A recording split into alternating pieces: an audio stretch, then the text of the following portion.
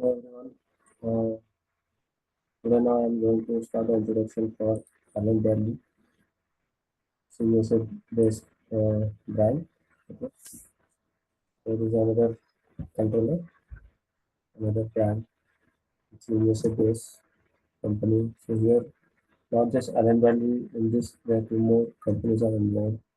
One is RS, that is Rockwell Solutions, and other one is Reliance Electrical Company. Reliance Electric Company, sorry. So these are all USA-based companies, and they are also having some PLC ranges for the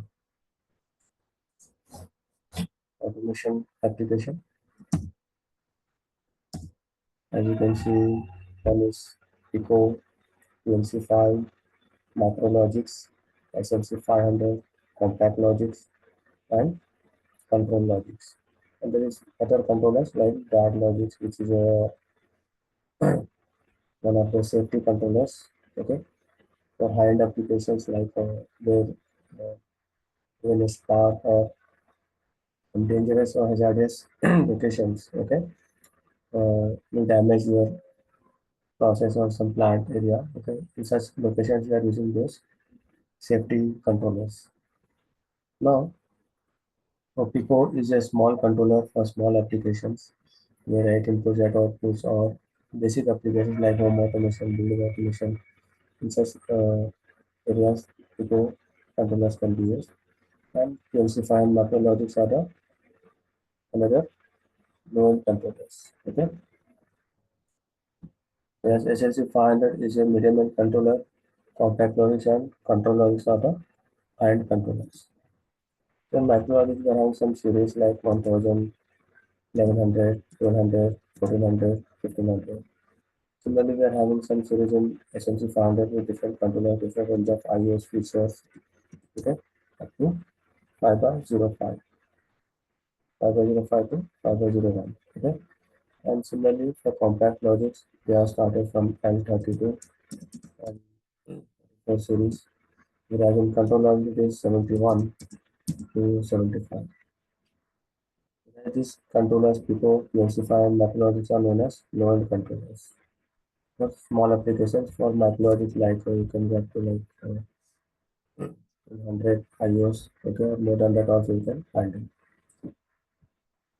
Essentially, 500 if it is more than 100, 200 IOs or some complex medium logics, we go with the SLC 500.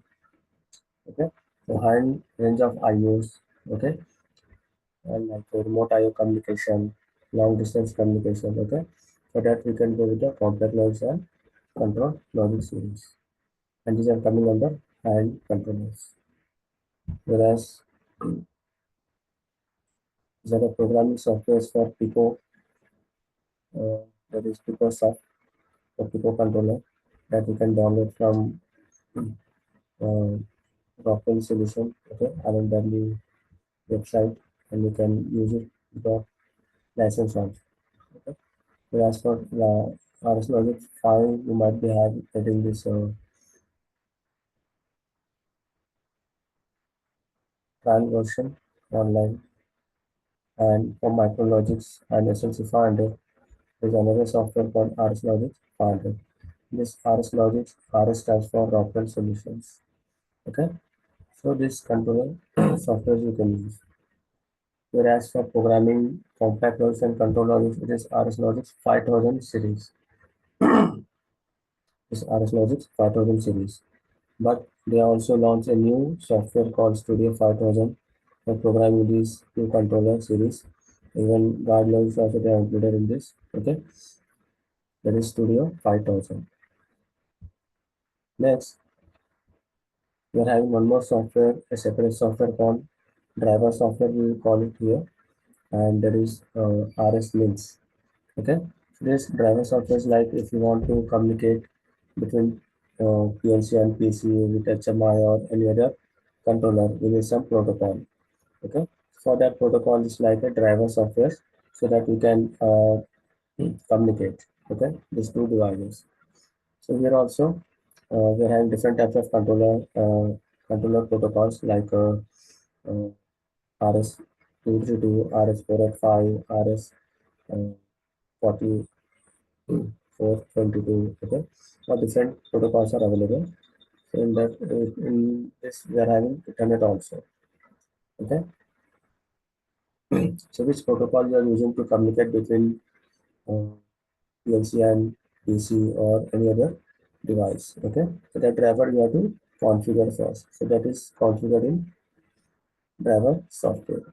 Okay, so here it is the overview of the different PLCs in Allen Bradley. There is PLC 5, PLC 500, Micrologics 1400, 1500, 1100 series, Compact Logics, and Control Logics series. Okay, so in this Micrologics are compact controllers. Okay, compact means which are having integrated inputs and outputs with the CPU itself. You can see with the CPU in the middle, at the top it is inputs and at the bottom it is the outputs. And we are having some communication ports in the left side here. Okay, so different models are available. Some are supporting Ethernet, some are supporting 232 LAN pin connector. Okay, so like this we are having low to high end controller CPUs in micrologics. Okay. High-end means it can handle more number of IOs and some more features. Okay, compared to the old ones. Now, CPU memory here in the Allen Bradley that is divided into two types here. One is system data memory, which is having output files, input files for storing the physical input output status. It has status files for CPU status, means like any errors or faults or any predefined CPU memory. Okay, some status bits are available here in the status file. Whereas for storing some temporary values or data, we are using binary files. And similarly, like in other PLCs, we are having timers, counters. Here also we have timers and counter files which are only registered. Means some range of timers and counters are available. 64 timers, 64 counters. In some PLC it is less or more. Okay, it depends on the CPU to CPU. Then we have some controller register file that is if I'm having some additional instructions which are very less users. Timers we are using in large number, whereas some instructions like shift registers or you're having shift left, shift right, right, or rotate or FIFO, LIFO. Okay, different additional instructions are there. So these instructions are not much used. Okay, so it depends like one or two or three or four depends on the requirement. So here it is not having any limitation for that. So here we need to register these instructions. Okay, for that we have to use this control or register files. Similarly, we have integer file or float file. Integer file for storing integer numbers. Integer number means which is having a whole number like 0, 1, 2, 3, 4, something. And float file is a real number. Okay, for storing real numbers like 0, 0.0 or 100.57 something. Okay, for that we are using float file. So to identify these files, we are having symbols. So the symbols like for outputs and inputs, it is O for outputs, I for inputs. Whereas for other files like status file, binary, timer, counter, we are using suffix numbers of this file where these are placed. Okay, where these are placed in the system data memory. So for status file, it is S2, binary, B3, timer, T4. These are the format we have to use. Whereas for inputs and outputs, we are having expandable number of IOs, right? Flexibility is there. Is there. So here it does not require any uh, suffix for that. That is negligible. Okay.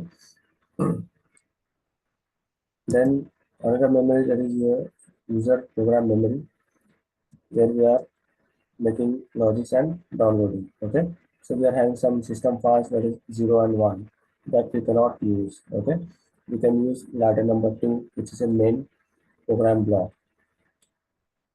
This is a main program block. So then other program blocks we can create from 3 to 255 that is known as subroutine blocks. It is a main program and sub blocks.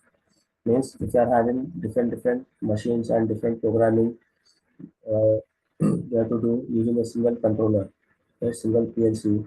So I cannot write all these machine logics or process in a single block, okay, in a main block, because some logics you have to execute, some don't have to execute, okay. So we have to divide this block into sub blocks or sub programs. So we are dividing them into different blocks, and we are calling this into the main block, that is your ladder 2. Okay, so that's how we are executing this logics here and reducing the scan time of your CPU also. Okay, it helps in reducing the scan time of your PLC, so that your PLC can scan only uh, all blocks, okay, step by step. Okay, if you want to disable any logic, that also you can do using this subroutine blocks. Okay, then this is about the CPU memory here. Next, we are having addressing format. You can see addressing format for inputs and outputs. This is for your digital input and output format, file name, column, slot number, dot, word number by bit number. As you can see the overview of this controller, like SLC 500 series, here we are having power supply, CPU, one slot for CPU, one slot for DI module like that. Then we are having slot number. So slot number you can see starting from 0 to 6. Okay, in 0 it is always CPU. Okay, for power supply it does not require any slot number. Then from slot number 1 to 6 you can add IO modules. It is not necessary that I should add digital input module then output module. Okay, no, you can connect any module from slot number 1. I can connect analog first or digital output first. Okay, that's slot number 1. Okay, depends on your application. Okay, that we can select any slot. Okay, because in our addition format we are using slot number. Then slot number we are using, then in that word number and bit number. So what is this slot number here? Okay, you can see here we are having uh, 0 to 6 means it's a 7 slot rack. Okay, means one CPU plus 6 IO modules we can add here in this slot, in this rack. Whereas there are some racks which are having only 4 slots, 10 slots, and maximum 13 slot racks are also available. Okay, now here you can see 1 bit is equal to 0 or 1. Okay, or 4 bits in a group, that is 1 nibble, or 8 bits in a group, that is 1 byte. Okay, you should remember this thing, which is very important for all the PLCs. Okay, they are using this bit, byte, word, double word concept for programming and addressing their input and outputs. Okay, then so 8 bits means 1 byte, 16 bits means just divide it. Okay, 2 bytes. Okay, so it becomes 1 word. If it is 32 bits, that is 4 bytes, that is 2 words. And these word numbers are mentioned as 0 and 1. Okay, 2 words, first word is 0, second word number is 1. Okay, so please remember this thing. Okay, this is very important. Now, for giving your digital addressing, okay, DI addressing format. As you can see, I have connected one DI module, which is 32-bit DI module. 32 there means 32 digital inputs, means 32 bits. So 32 bits means how many words? 2 words, 0 and 1. So here your word number will change. Okay, the first word we are having how many? 16 bits. For one word we have 16 bits. So these bit numbers are also starting from 0 onwards. Okay, 0 to 15. So here I is the file name for input, colon. DI module is connected in slot number 1. From there we are taking the address.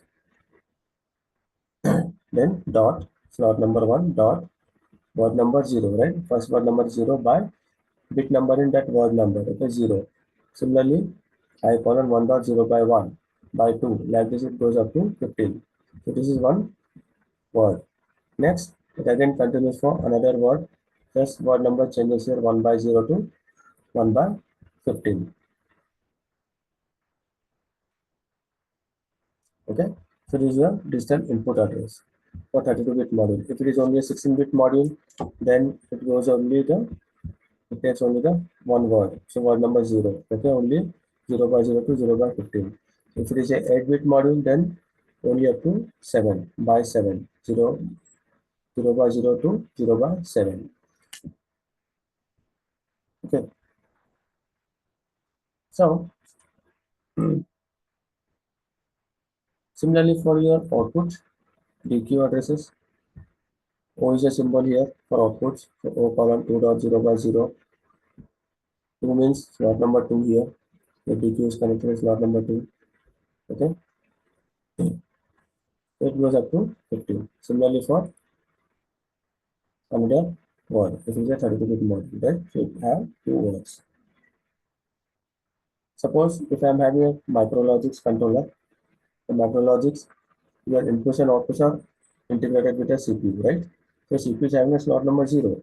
So in that case, for micrologic series, your slot number here instead of 1, it will be 0 only. Okay, with CPU only it is included. Okay, IOs are included, so we take slot number 0 for inputs and output addressing in micrologic series. Okay, now next we come to the analog addressing. For AI addresses, say for example, we are having two inputs, or maximum we can go up to 8 inputs, okay, analog inputs. So then I colon 3.0, because I'm having only two inputs here, I'm having only two words. Okay, this is only up to a word number we are using. We are not using any bit number here. So I colon 3.0. Next will be I colon 3.1. There is no bit number here. Okay. For one analog input, it takes one word always. Means 16-bit data. For 16-bit, we are getting some value between -32768 to +32767. So that value we can store in one word. Okay. So for analog, it is a variable value. So this value will be changing between minus to plus. So for storing this value, we are using only a word address. So this is a format for analog input. Similarly for analog output, O is a symbol and it is connected to slot number 4, so 4.0 and 4.1. So this is the addressing for your analog inputs and outputs. Similarly for digital input output. Okay. It is about the Allen Bradley addressing formats and different ranges of controllers available in the Allen Bradley series. Okay.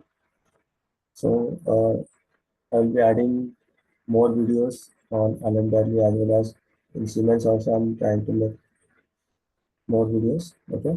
So whenever I get those videos, I'll definitely add up more topics in that. Okay.